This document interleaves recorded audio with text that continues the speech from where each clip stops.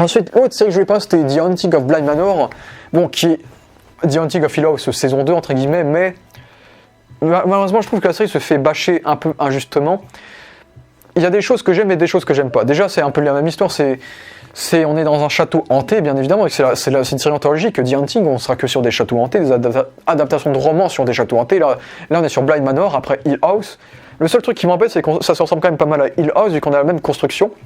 Vraiment, on a des épisodes qui nous introduisent à la chose, qui sont plutôt lents. On a un épisode par personnage en général, comme Hill House. On a un gros truc de malade à l'avant-avant-dernier épisode, mais l'avant-dernier épisode, par contre, c'est un épisode qui te met le seum parce que t'auras pas là les conséquences de l'avant-dernier épisode, parce que c'est un épisode qui raconte en fait toute l'histoire depuis le début, et t'as un dernier épisode assez où t'es sur le final, quoi. Donc on est dans la même construction épisodique, on a la même musique. Bon, pour la musique ça me dérange pas parce que j'adore la musique de Haunting of Hill House. Par contre je préfère ce générique. Parce que le générique de The Haunting of Hill House, c'était un plagiat de Daredevil. Alors que le générique de Bly Manor, c'est vraiment un bon générique original. Et Haunting of Hill House c'était vraiment bien, on était vraiment sur quelque chose de touchant, sur une histoire de famille, mais là Bly Manor, il faut savoir que c'est une histoire d'amour. On est vraiment sur une série différente parce que Mike Flanagan, le créateur de la série, n'a réalisé que le premier épisode. On n'est pas sur la même photographie, on est dans une photographie beaucoup moins oppressante. Mais parce que justement, on n'est pas dans des séries d'horreur, mais dans des séries horrifiques, je dirais, des séries d'ambiance. Et Bly Manor réussit très bien ça avec le personnage de la servante.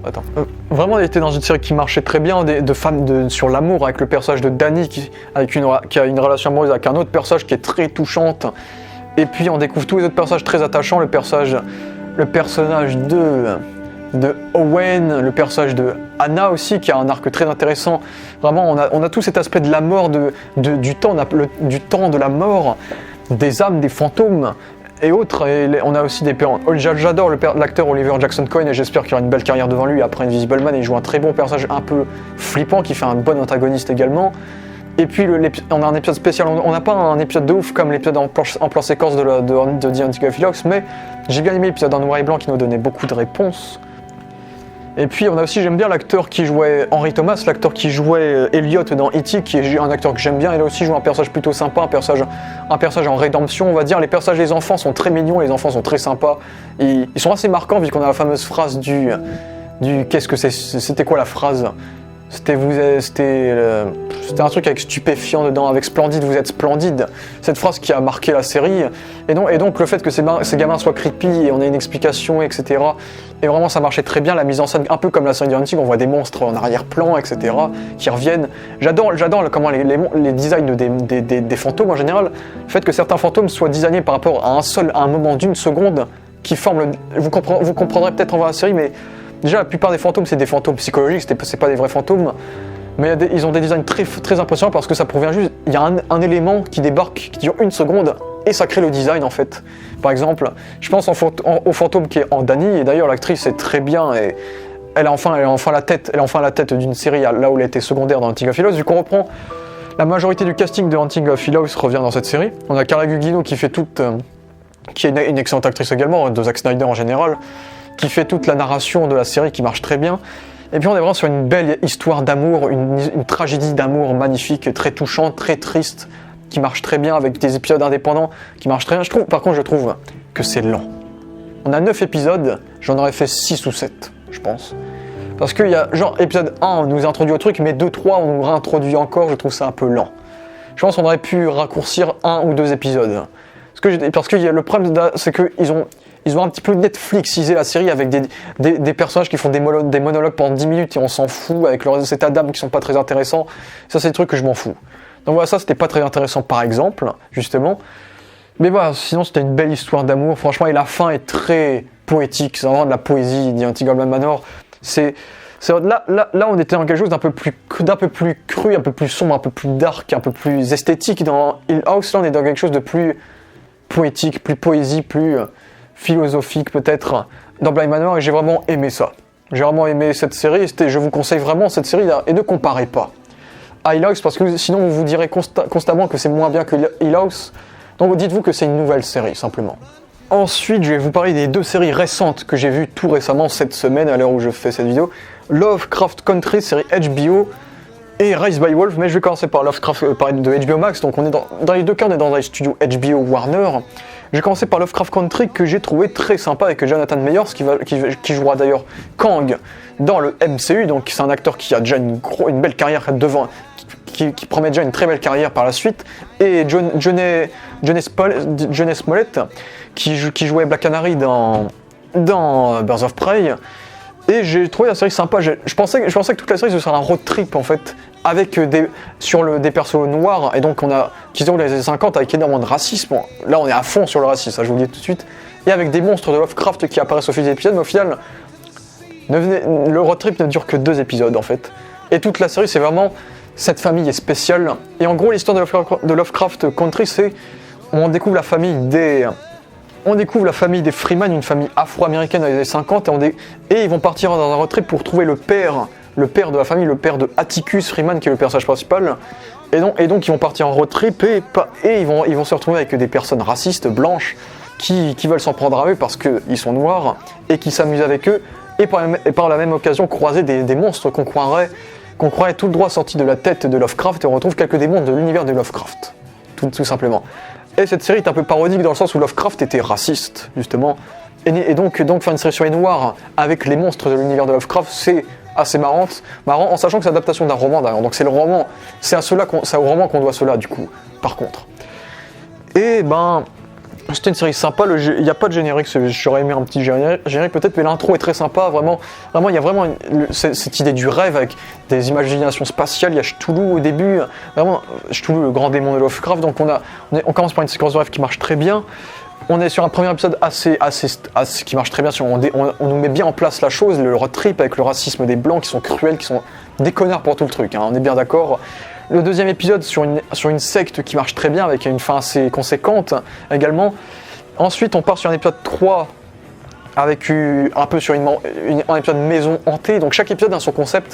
Donc l'épisode 3 on est sur une maison hantée, que j'ai trouvé un peu chiant par contre l'épisode 3. Épisode 4 on était sur un peu quelque chose à la Goonies avec on découvre des lieux en souterrain, etc.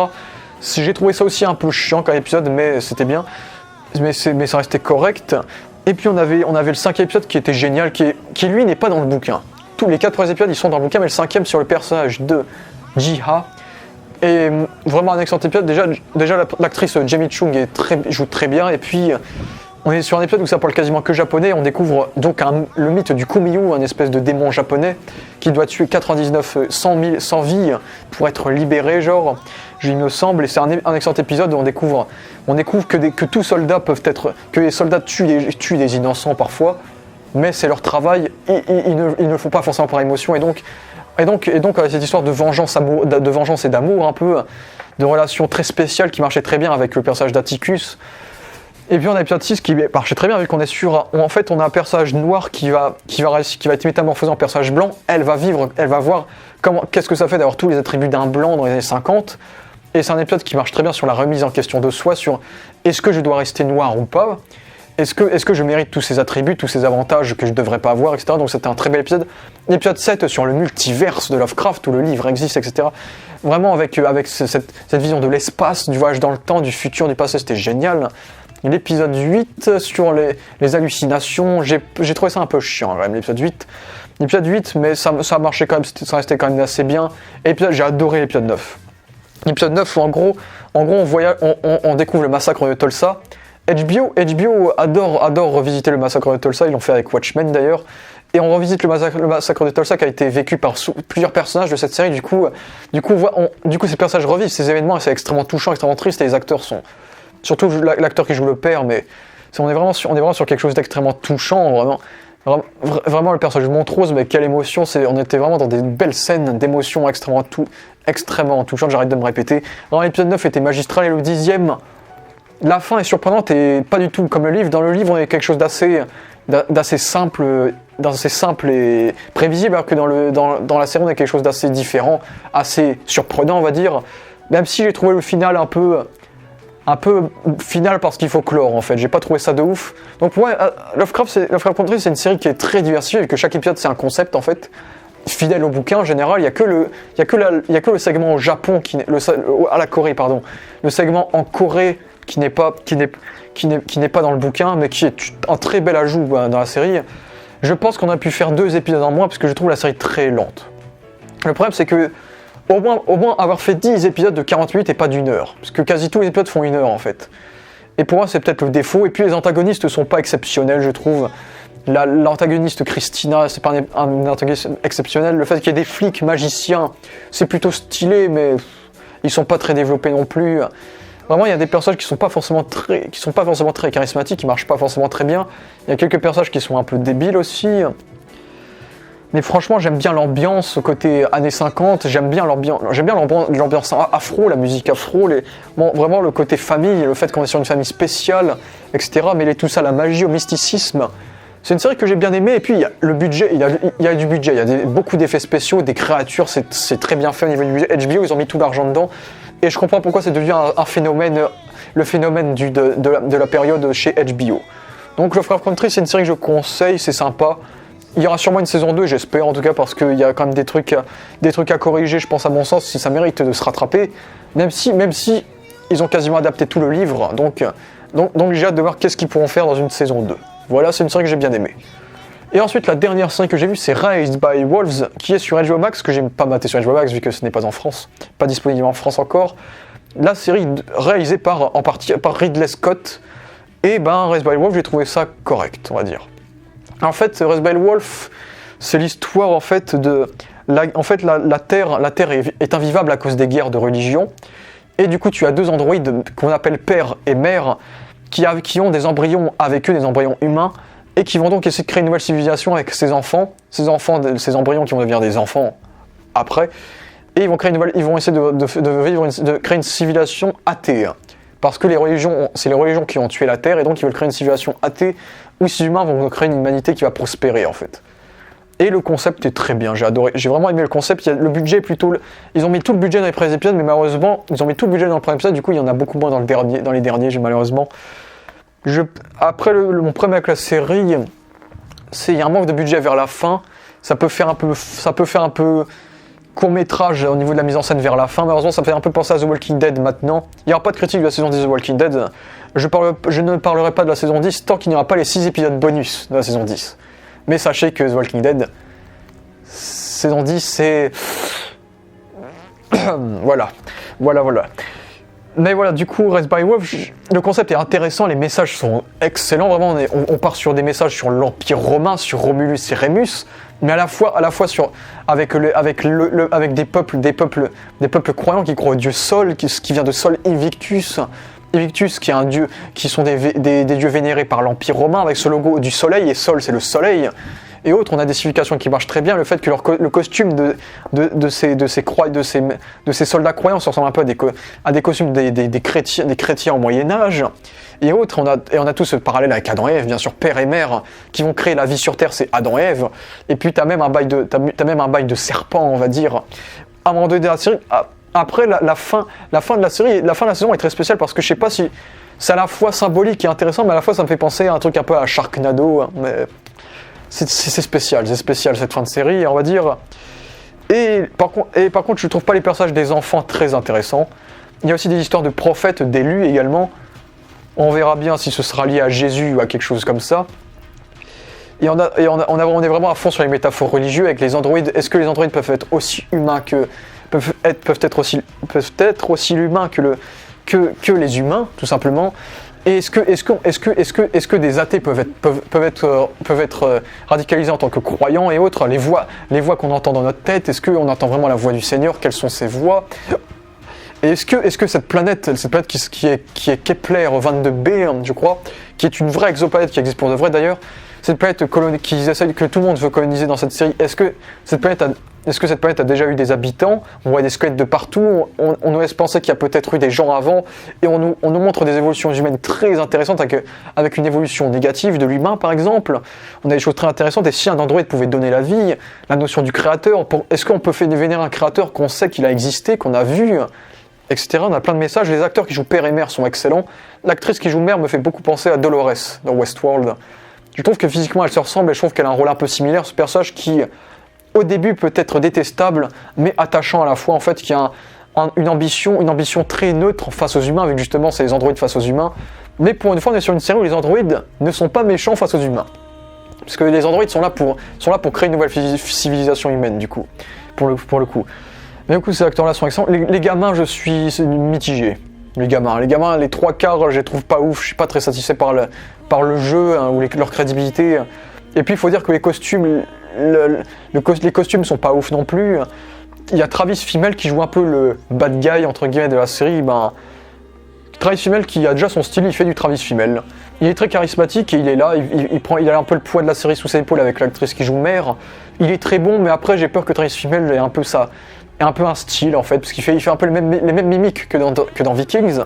Et en plus il a un rôle qui fait penser à Vikings en plus. Vu qu'il y a des bails de roi, de renverser un roi, de capitaine, de règne, de folie aussi, un peu comme dans Vikings, de folie, d'illusion.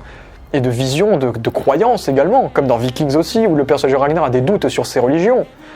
Donc franchement, il joue un rôle assez similaire du coup. Mais ce qui me dérange, c'est que je pense que la série aurait pu... il fait 10 épisodes de 48 pourtant, mais je pense qu'il aurait dû faire peut-être 2 épisodes en moins. Parce que, déjà on sent que le budget baisse un peu au fil de la... Parce qu'ils ont mis tout le budget dans les premiers épisodes et qu'il y en a beaucoup moins à la fin. Et aussi parce que, les décors sont pas très... C'est pas une série à décors. Parce qu'on est sur cette même planète pendant toute la série du coup, et voilà. C'est pas forcément très agréable à regarder tout le temps le même décor, on va dire. On a des flashbacks qui marchent très bien, par contre des flashbacks un peu post-apocalyptiques qui me font penser à Terminator d'ailleurs. Et puis les séquences de massacre des androïdes qui poussent des cris supersoniques, ça c'est très cool. Et puis les vaisseaux spatials, etc. Et donc la saison 2 nous vend des trucs très intéressants, très intéressant. Et puis on a tout ce côté de les vaisseaux des colonisateurs humains s'appellent l'Arche. Et donc c'est vraiment ce côté du l'Arche de Noé qui nous emmène vers un nouveau monde où on va créer la vie en fait, une nouvelle vie. Donc on a tous le message d'Adam et Ève, de l'Arche de Noé, de l'Empire romain, de plein de choses. Je me demande presque, ça m'étonnerait pas qu'on ait une officialisation un jour. Je me demande presque si cette série n'est pas dans l'univers de Alien. Parce que c'est tellement ce que Ridley Scott fait avec Prometheus et Alien en fait. On a des aliens qui se ressemblent à certains aliens de Alien, des casques, des trucs comme ça, des petits objets, des petites références. Tous ces androïdes humains comme dans Prometheus qui peuvent créer la vie, comme dans Prometheus et Alien Covenant. Ça m'étonnerait absolument pas qu'on ait une grosse connexion avec Alien et qu'un jour cette série soit dévoilée comme canon à l'univers de Alien. Ça m'étonnerait pas. Mais bon, je sais pas si je verrai la saison 2 parce que je vous dis, la série, il y a des acteurs qui sont moyens. Travis Fimmel fait un peu la même chose. Ça part un peu en cacahuète pour certains personnages. La mise en scène est pas... Il y a des très très belles images. La photographie est magnifique, le générique est très beau également. Dans ce côté très forêt, très marron avec du sable, avec des nuages, très apaisant presque, très philosophique, qui marche très bien. Mais après, on est sur un budget qui est de moins en moins élevé, je trouve. Et j'ai peur qu'on soit sur un truc un peu The Walking Dead, mais plutôt que The Walking Dead du coup. Donc j'espère que la saison 2, je verrai si je battrai la saison 2, j'attendrai de voir les trailers et autres. Parce que du coup, ça a été renouvelé pour une saison 2.